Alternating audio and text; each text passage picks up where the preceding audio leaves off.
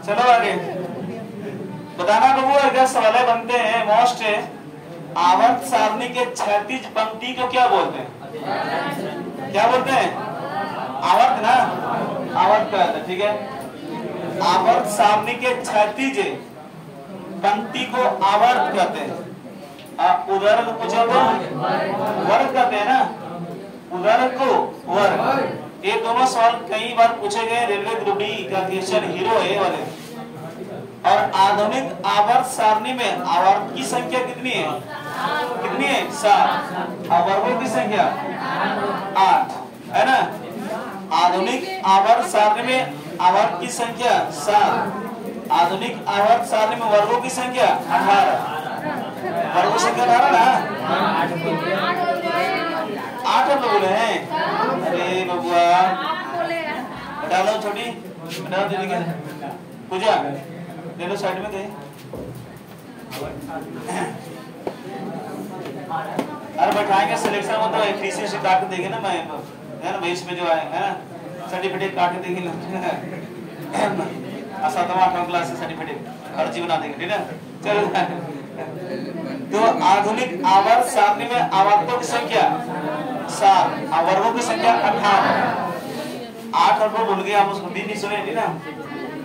अब प्रत्येक आवर्त का प्रथम सदस्य होता है क्षार धातु, है ना। प्रत्येक आवर्त का प्रथम सदस्य क्षार धातु और अंतिम सदस्य होगा कोई अक्रिय गैस, है ना। हुआ है ना, कोई अक्रिय गैस होगा ना। कितने अक्रिय गैस हैं? अक्रिय गैस 8, 6 ना। अक्रिय गैस तो 8 होते हैं, बड़ा दिमाग से अक्रिय वैसे 8 है ना।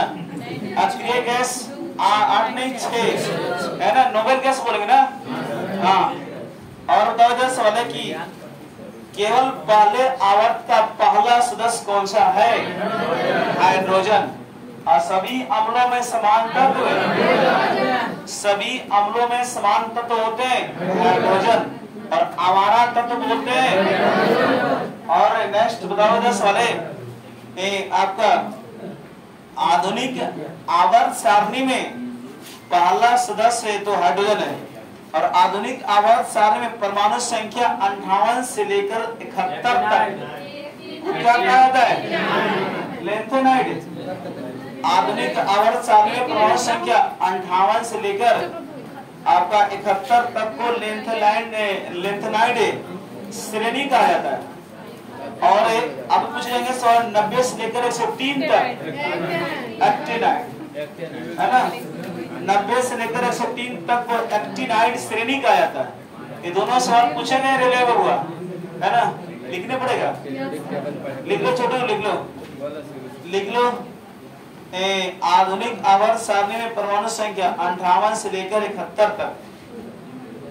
आधुनिक आवर्त सारणी में परमाणु संख्या 58 से लेकर 71 तक को लेंथेनाइड श्रेणी कहा जाता है।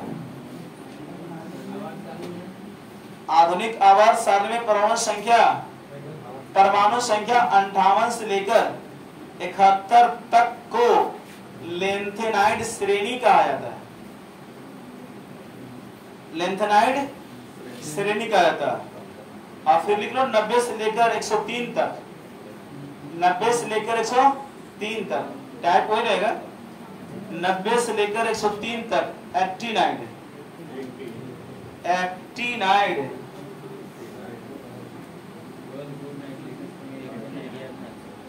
एक्टिनाइड श्रेणी कहा जाता है।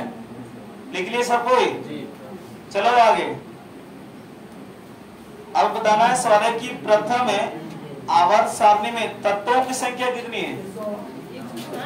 अरे थोड़ी ऐसे बताना है। प्रथम आवर्त सारणी में तत्वों की संख्या 2 ना। अरे 2 होगा, तो 118 बोल रहे हैं। प्रथम आवर्त सारणी में तत्वों की संख्या 2 और दूसरे आवर्त में 8। नहीं जानते छोटू? अरे बाबू आप लोग क्लास किए ना, 8, 9, 10 क्लास से पढ़े होंगे। तो लिख लो प्रथम आवर्त सारणी में, लिख लो छोटू, ये सवाल बनते हैं प्रथम आवर्त सारणी में तत्वों की संख्या 2, 8, 8, 18, 32, ये है ना। अब बगल में साडल भी है, लिख लो आप लोग। चलो लिख लो पहले आवर्त सारणी में तत्वों की संख्या 2, और फिर उसी टैब को लिखते जाना है ना। पहले आवर्त सारणी में तत्वों की संख्या 2, और उसके आगे चले हम लोग पूछते जाएंगे और उस अंदर लिखते जाना। पहले में 2 और दूसरे आवर्त में 8, 2 लिख के ऐसे 8 लिख दो, 8 लिखते है ना।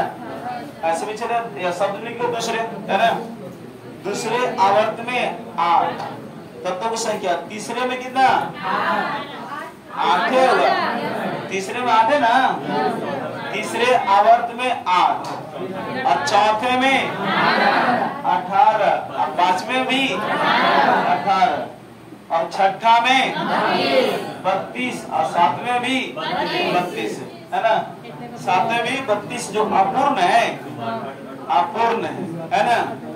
यानी फिर से रिपीट कर लो। प्रथम आवर्त सारणी में तत्वों की संख्या 2, दूसरा में 8, तीसरे में 8, चौथे में 8, पांचवे में 8, छठे में 32 जो अपूर्ण, सातवें में ना 32 जो अपूर्ण है। ध्यान देना, इससे सवाल बनते हैं परीक्षा में। अरे आपका इससे सवाल बनेगा, इसलिए घर पे भी रिपीट कर लेंगे, ठीक है। और बहुत आसान भी हो जाएगा। पढ़े लिखे में आप लोग पढ़े होंगे 10th क्लास में, साइंस जो अच्छे से मजबूत किए हो तो। अरे 8, 9, 10 जो पढ़ लिए बढ़िया से, उसके बल्ले बल्ले। अरे 10 प्लस 2 नहीं हो पड़ेगा, साइंस बढ़िया से चलेगा, लेकिन 10 तक बढ़िया से साइंस पढ़ लेंगे ना, है ना। 8, 9, 10 एकदम सिलेक्शन बड़ी जल्दी हो जाएगा। लेकिन 8, 9, 10 में ध्यान देते हैं कम, है ना। चलो इधर पालक और अच्छा, पालक में कौन सी एसिड पाया है? Oxalic acid. पालक में, टमाटर में ऑक्जेलिक एसिड, टमाटर भी ऑक्जेलिक और पालक में भी ऑक्जेलिक। और दोस्त वाले कपड़ा पर लगा जंग के धब्बे को हटाने के लिए, कपड़ा पर आपका लगा जंग के धब्बे को हटाने के लिए ऑक्जेलिक एसिड, है ना। और एक खाना पचाने में कौन सी एसिड? हाइड्रोक्लोरिक एसिड, HCl, जो अम्लीय के रूप में, ना। हाँ, जो हानिकारक जीवाणु उसको नष्ट कर देता है ना। और HCl किसमें रहता है? अमाशय में। किसमें रहता है? अष्टमाशय, है ना। हाँ, आपका HCl रहता है आपका अमाशय में। और सोना एवं चांदी का शुद्धिकरण के लिए कौन सी एसिड? कौन सा? Nitric acid. सोना एवं चांदी का शुद्धिकरण के लिए कौन सी एसिड का प्रयोग करते हैं? आपका आंसर होगा नाइट्रिक एसिड। और सेब में कौन सी एसिड? मौलिक एसिड। सेब में कौन सी एसिड? मौलिक एसिड। चलो आगे, अब बताना है सवाल। नेक्स्ट पॉइंट बनेगा आपसे सवाल, ये लिखने की जरूरत ना है। पालक और टमाटर में कौन सी एसिड? ऑक्जेलिक। और कपड़ा पर लगा जंग के धब्बे को हटाने के लिए ऑक्जेलिक एसिड। और खाना पचाने में HCl। हाँ, और सोना और चांदी का शुद्धिकरण नाइट्रिक एसिड। और सेब में मैलिक एसिड। और इधर से बताना सवाल है, किसी रासायनिक अभिक्रिया में, नेक्स्ट पॉइंट, किसी रासायनिक अभिक्रिया में भाग ले सकने वाले तत्व के सबसे छोटे कण कहलाता है? क्या कहलाएगा? परमाणु कहलाएगा ना। परमाणु छोटू। किसी रासायनिक अभिक्रिया में भाग ले सकने वाले तत्व के सबसे छोटे कण परमाणु। और किसी यौगिक का वह छोटा से छोटा कण जो स्वतंत्र अवस्था में रह सकता है, क्या पढ़ेंगे? अणु। लिखने पड़ेगा। ये सवाल बनते हैं, बिहार पुलिस से पूछा हुआ सवाल है अणु वाला। लिख लो, लिखने से याद हो जाएगा। लिख लो जल्दी से। किसी रासायनिक अभिक्रिया में, सबको लिख लेंगे ताकि काम देगा, है ना। नीचे पीढ़ी वाले जो पढ़ेंगे कॉपी, तो किसी रासायनिक अभिक्रिया में भाग ले सकने वाले तत्व के सभी छोटे कण किसी रासायनिक अभिक्रिया में भाग ले सकने वाले तत्व के सबसे छोटे कण परमाणु कहलाता है। परमाणु कहलाता है। आज आवाज सही है ना बबुआ? ज्यादा तो ना ये कल फटरा आवाज आ रहा था। कमेंट आया था सर कि आपका आवाज थोड़ा सा है ना गूंज रहा है, माटा जैसा फटल नहीं आ रहा है ना। तो आज इस वीडियो को जो देख रहे होंगे जरूर बताएंगे, देख रहे होंगे नहीं देखेंगे, है ना? तो लाइव नहीं चल रहा आपका, चलो ठीक है। और किसी परमाणु लिख लेना होगा।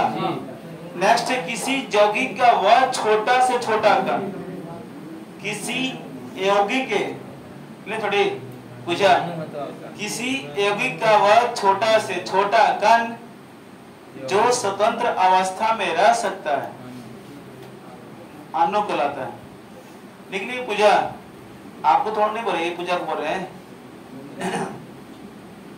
किसी यौगिक ये सोच के हम ही बोला, हमारे दिन बोले था मुनखारा कहती था किसी यौगिक का वह छोटा से छोटा कण जो स्वतंत्र अवस्था में रह सकता है अणु कहलाता है।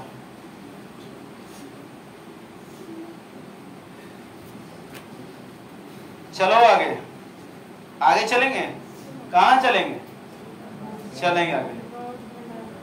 अब बताना है, चलो इधर से सवाल बता देंगे आप लोग। एक आदर्श अमीटर का प्रतिरोध होता है शून्य होता है ना। एक आदर्श आपका अमीटर का प्रतिरोध क्या होता है? शून्य होता है। और एक आदर्श वोल्ट मीटर का प्रतिरोध अनंत होती है। अनंत होती है ना। दोनों याद रखना है, दोनों मोस्ट पॉइंट है। हम लोग सारे पॉइंट जो एक्स्ट्रा पॉइंट चलते हैं मोस्ट रहता है। एक आदर्श अमीटर का प्रतिरोध शून्य होता है। एक आदर्श अमीटर का प्रतिरोध शून्य होता है। और एक आदर्श वोल्ट मीटर का प्रतिरोध अनंत होती है। चलो आगे। आप बताना है इधर से, हेलोजन में आयोडीन का कथनांक उच्चतम होता है कि निम्नतम होता है? हाँ उच्चतम होता है। क्या होता है? उच्चतम। हेलोजन में आयोडीन का कथनांक उच्चतम होता है। और आयोडीन एक उदाहरण है उद्पादन, है ना। और जैसे बिहार एसएससी पूछा था 2016 के आपका पेपर में कि आयोडीन है ना किसके रूप में? ठोस द्रव गैस, ठोस ना। आयोडीन ठोस के रूप में, तो धातु की अधातु के रूप में? है ना, अधातु। यानी आयोडीन ठोस अधातु है ना। और आयोडीन में पूछे जाते हैं कौन से में जो है ना, जो धातुएं चमक होती है, है ना। आयोडीन आपका आयोडीन में धातुएं चमक होती है, ठीक है। और नेक्स्ट बताओ, हेलोजन आवर्त सारणी के वर्ग कितने बचे थे? 17। कितने में? 17 में। आगे चलो, नेक्स्ट बनते हैं सवाल आपसे कि किसी तत्व के रासायनिक गुण किसकी संख्या पर निर्भर करती है? Electron, proton, neutron. किसी तत्व के रासायनिक गुण किसकी संख्या पर निर्भर करती है? Electron, proton, neutron. ऐसे ऑप्शन दे रहे हैं, कौन सा पर? इलेक्ट्रॉन होगा। इलेक्ट्रॉन ना, इलेक्ट्रॉन की संख्या किसी तत्व के रासायनिक गुण इलेक्ट्रॉन की संख्या पर निर्भर करती है ना। चलो नेक्स्ट बता दो, थोड़ी सी पॉइंट यहाँ पे चेंज होता है आपको। भारत का सबसे बड़ा पेट्रो रसायन कारखाना किस राज्य में है? गुजरात। ठीक है, लिख लो, जानते लिख लो। इस टाइप का सवाल बनते हैं, पूछे भी गए। भारत का सबसे बड़ा मेट्रो रसायन कारखाना गुजरात। हाँ, भारत का सबसे बड़ा पेट्रो रसायन, मेट्रो की मेट्रो, पेट्रो है छोटी, मेट्रो होगा अकल के टूअर।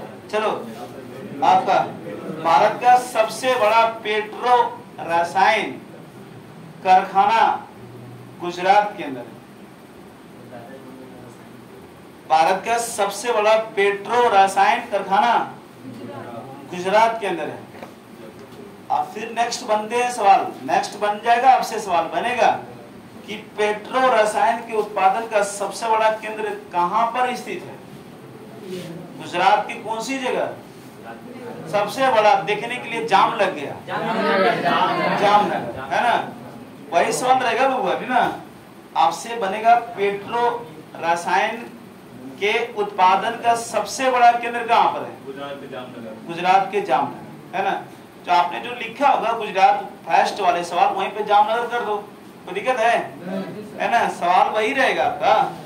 छोटी भारत का सबसे बड़ा पेट्रो रसायन गुजरात कारखाना, लेकिन पेट्रो रसायन के उत्पादन का सबसे बड़ा केंद्र कहां पर? जामनगर। बड़ा रसायन पेट्रो कारखाना, उसको देखने के लिए जाम लग गया, जामनगर है ना। चलो आगे,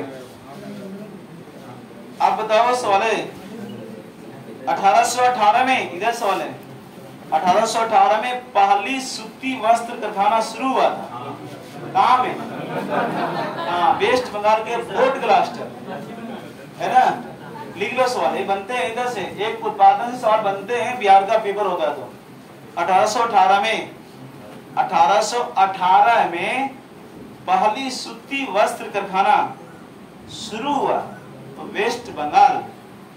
1818 में पहली सूती वस्त्र कारखाना शुरू हुआ तो आपका वेस्ट बंगाल के फोर्ट ग्लास्टर, वेस्ट बंगाल के फोर्ट ग्लास्टर है ना, फोर्ट ग्लास्टर लिख ले सब कोई।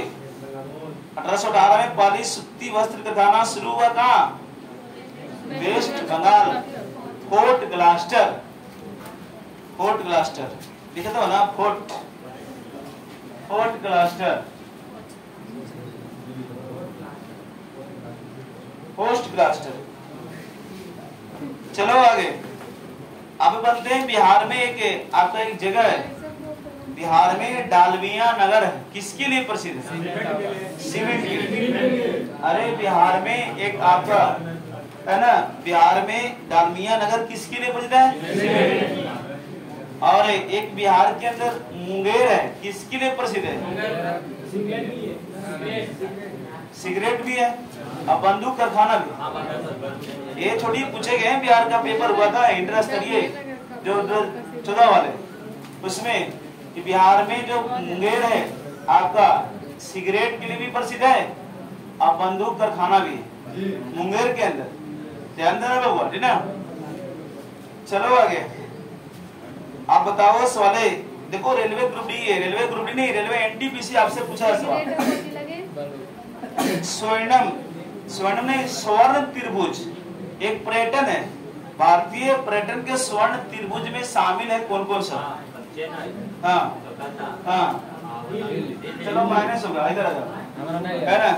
ये स्वर्णम चतुर्भुज नहीं है, ये स्वर्ण त्रिभुज है जो पर्यटन के लिए, भारतीय पर्यटन के स्वर्ण त्रिभुज।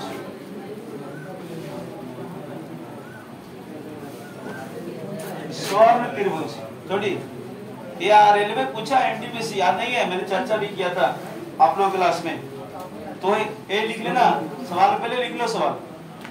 भारतीय पर्यटन के स्वर्ण त्रिभुज में शामिल है, भारतीय पर्यटन के स्वर्ण त्रिभुज में शामिल है आगरा, आगरा, दिल्ली, जयपुर।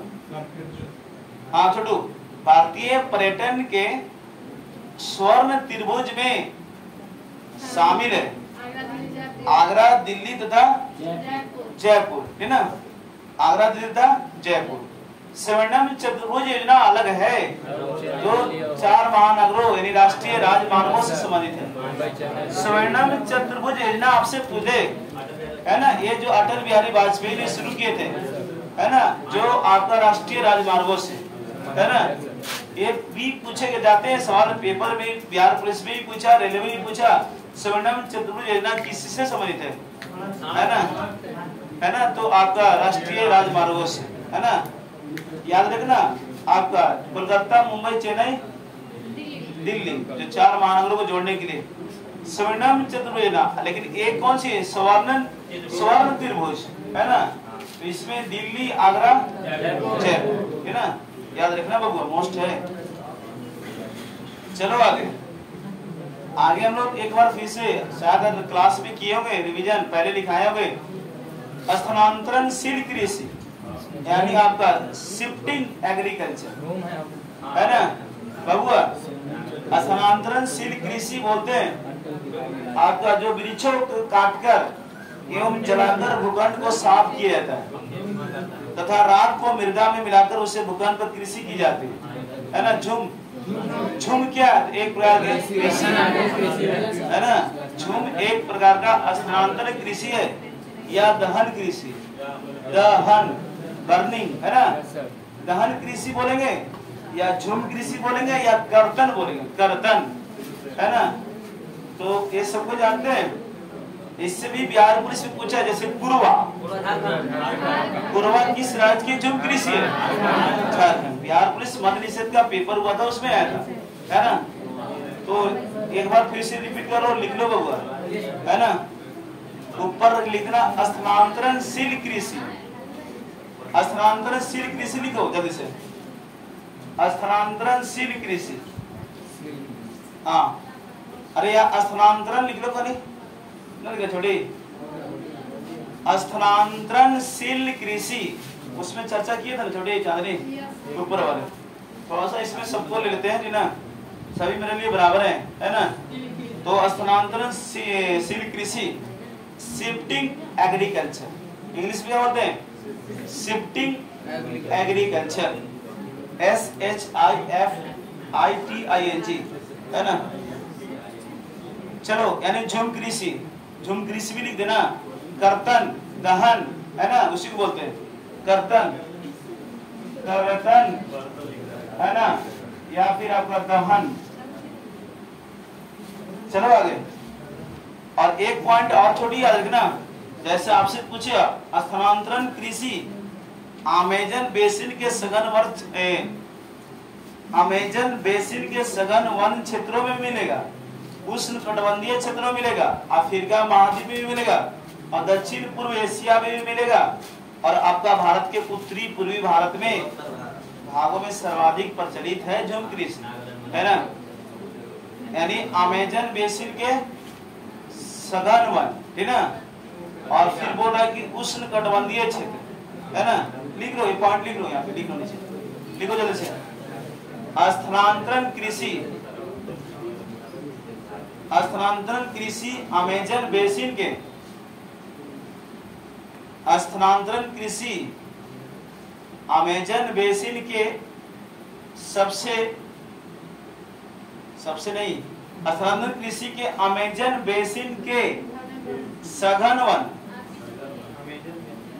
स्थानांतरण कृषि के, स्थानांतरणशील कृषि अमेजन, देखना अमेजन, अरे छोटी टैपो वही रहेगा, अरे टैप जैसे रहे वैसे लिखना है। अरे बकलोल बकलोलिया अपनी भाषा में लिख लो छोटी। अरे हम कुछ बोलेंगे अपनी भाषा में लिख लो, कोई दिक्कत नहीं है ना। एकदम हूबहू जैसे रहा है लिख लो, वैसे लिखा लो है ना।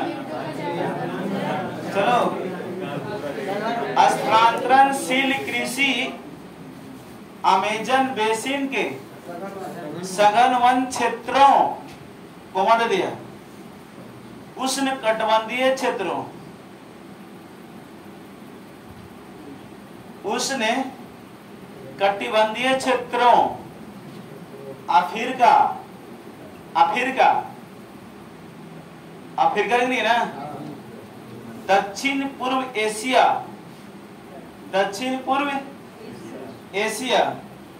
और उत्तरी पूर्वी भारत के भागों में अधिक प्रचलित है। उत्तरी पूर्वी भारत के भागों में अधिक प्रचलित है। दक्षिण पूर्व एशिया और उत्तरी पूर्वी भारत के भागों में अधिक प्रचलित है। ठीक है सब कोई? चलो तो ऊपर लिखना देश, हेडिंग में दे दो देश। हम लोग देश की चर्चा करेंगे, कौन कौन से देश में झुम कृषि होती है। है ना। और स्थानांतरण कृषि, अरे पूछे झूम क्या है तो एक प्रकार की स्थानांतरण कृषि है ना, काटो और जलाओ, है ना। तो जैसे आपसे पूछेगा मिल्पा किस देश की झूम कृषि है, मिल्पा बता छोड़ी, मिल्पा मैक्सिको, कहाँ मैक्सिको लिख लो, मिल्पा लिख के डैश देना है ना, मिल्पा, मिल्का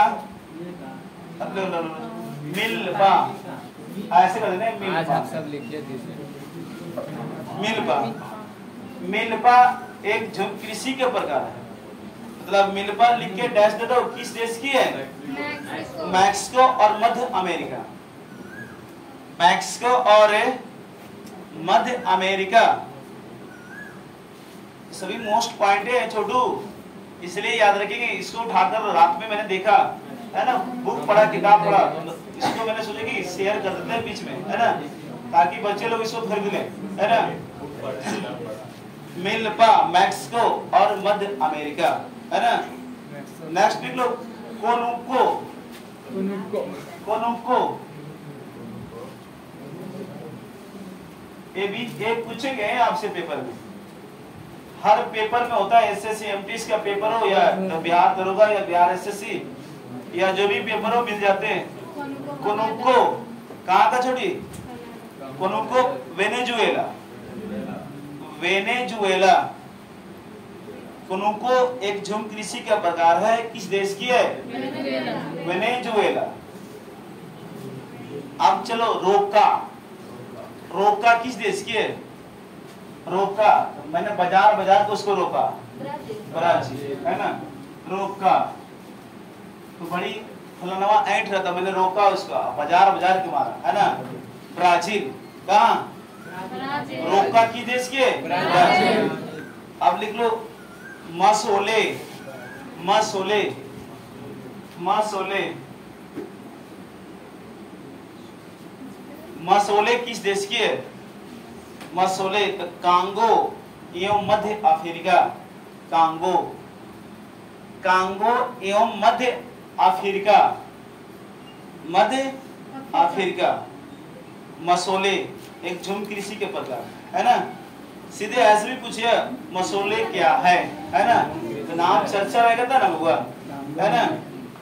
ये आपसे दे देगा सवाल कि खील संबंधित है भारत से, तो कोनुको संबंधित है वेनेजुएला से, है ना। अरे खील हिमालय क्षेत्र में जो होती है उसको खील बोलते हैं, और आपको पता है कि खील भारत का, तो कोनुको वेनेजुएला का, है ना। रीजनिंग में हुआ। चलो आगे, लदांग, लदांग बताओ छोटी, लदांग, लदांग तो इंडोनेशिया एवं मलेशिया, लदांग है, लदांग किस देश की है झूम कृषि, इंडोनेशिया और मलेशिया, है ना। इस पे एक सवाल बन जाता है, आपसे बनेगा सवाल कि बैडमिंटन किस देश का राष्ट्रीय खेल, इंडोनेशिया और मलेशिया। बैडमिंटन किस देश का राष्ट्रीय खेल है, इंडोनेशिया और मलेशिया। तो लदान किस देश की झूम कृषि है, इंडोनेशिया और मलेशिया। चलो आगे, रे, वियतनाम, रे किस देश की है, वियतनाम, रे, अरे लिखो रे, लिखो रे, ले लिखा, किस देश की है, वियतनाम, वियतनाम। आज देखो कुछ बच्चे अब्सेंट है, कहाँ जाएगा, उसका टेम्परेचर माइनस में जाएगा। सिलेक्शन लेनी है तो टेम्परेचर बढ़ा के रखना पड़ेगा, एकदम लगातार क्लास, नए दिन नए क्वेश्चन, है ना। मेरा सोच यही रहता है कि नया अगला दिन तो कुछ और क्वेश्चन लेकर आए, है ना, तब ना वृद्धि होगा, तब रिजल्ट होगा वो, है ना। अब लिखो तुम गया, तुम गया,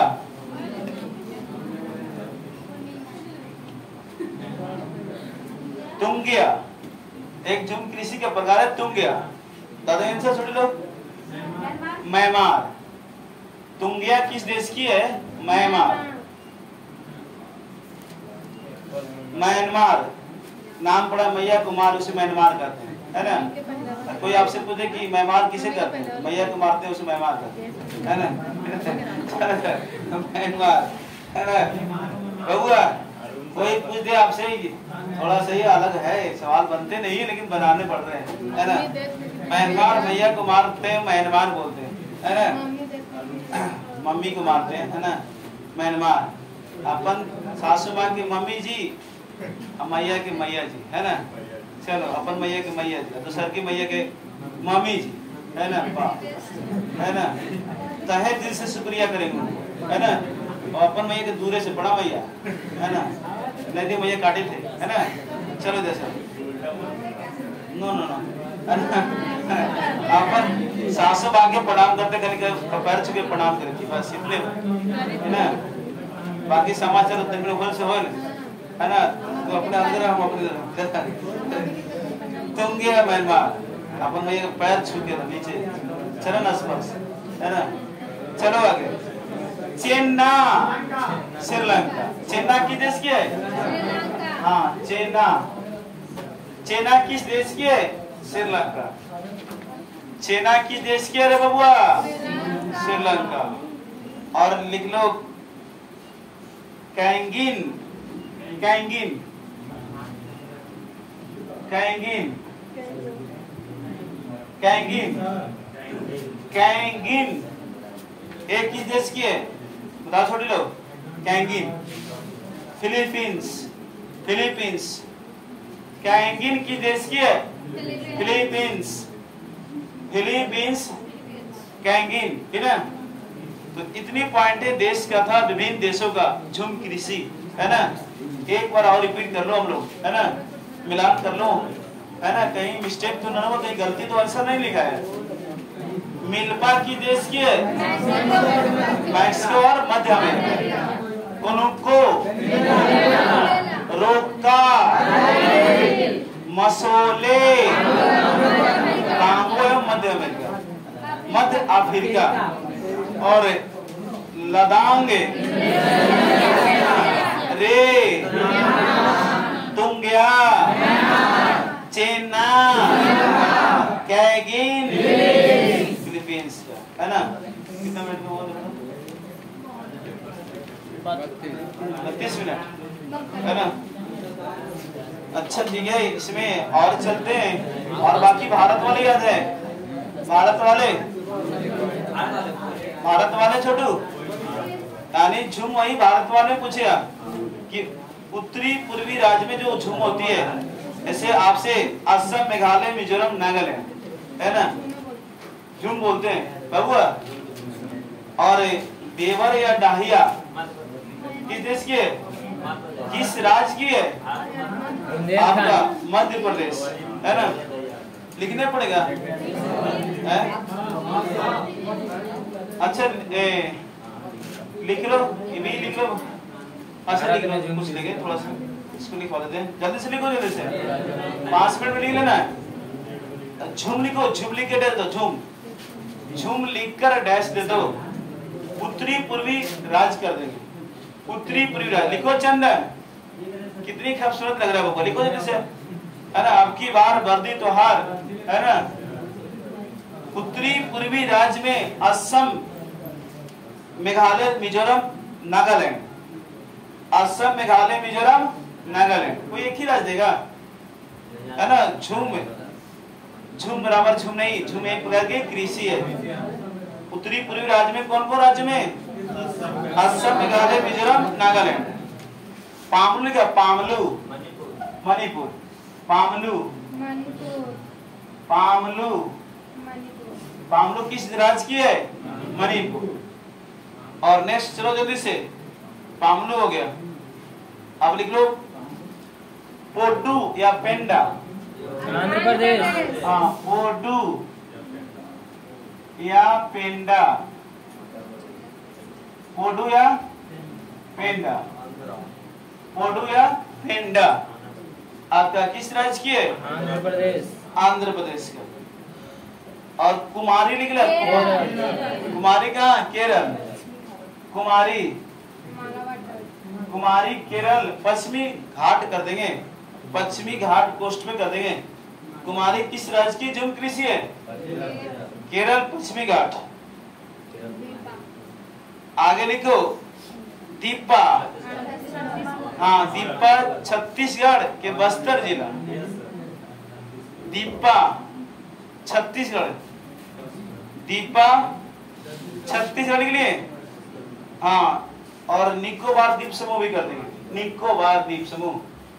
दीपा झुम कृषि के प्रकार है आपका कहाँ का? निकोबार द्वीप समूह। और नेक्स्ट लिख लो कुरवा। कुरवा, हाँ कुरवा। एक कुरवा किस राज्य की है? झारखंड। मत निषेध पेपर हुआ उसमें पूछा है सवाल, बिहार पुलिस का, ठीक ना।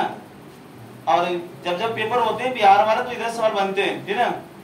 और लिख लो खील। खील हिमालय क्षेत्र है। खील हिमालय क्षेत्र। खील हिमालय क्षेत्र लिख लो ना, हिमालय क्षेत्र। और वाल्टरे, वाल्टरे राजस्थान, दक्षिणी पूर्वी राजस्थान ना। वाल्टरे, वाल्टरे किस राज्य की झुम कृषि है? तो दक्षिणी पूर्वी राजस्थान। राजस्थान तो याद रखिए, लेकिन ऑप्शन दे देगा कभी घुमाकर, तो याद रखना दक्षिणी पूर्वी राजस्थान। वाल्टरे, वाल्टरे किस राज्य की है? हाँ। और एक बची है आपका कोमान या पामा काबी। कोमान या पामा काबी ओडिशा।